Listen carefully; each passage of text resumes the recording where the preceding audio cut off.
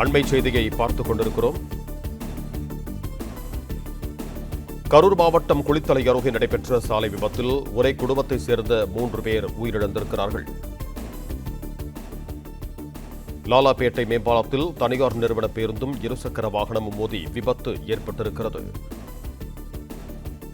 கரூர் மாவட்டம் குளித்தலை அருகே நடைபெற்ற சாலை விபத்தில் ஒரே குடும்பத்தைச் சேர்ந்த 3 பேர் உயிரிழந்திருக்கிறார்கள். இது தொடர்பான கூடுதல் விவரங்களோடு இணைகிறார் எமது செய்தியாளர் தியாகராஜன். வணக்கம் தியாகராஜன், உங்களிடம் இருக்கும் தகவல்களை சொல்லுங்க. வணக்கம். குளித்தலை அருகே பரளி கிராமத்தைச் சேர்ந்தவர் விஜயகுமார். இவர் நாமக்கல்லில் தனியார் ஹோட்டலில் சமையலராக வேலை செய்து வருகிறார்.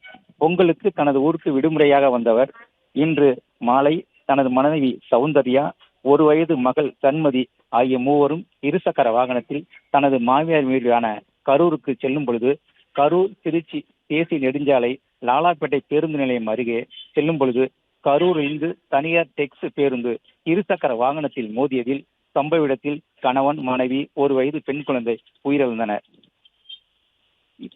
சம்பவ இடத்தில் 3 பேர் உயிரிழந்ததற்கு தகவல் அறிந்த கரூர் எஸ்பி ஜோஸ் தங்கையா, குளித்தலை டிஎஸ்பி செந்தில்குமார் மற்றும் போலீசார் சம்பவ இடத்தில் விசாரணை செய்து வருகின்றனர்.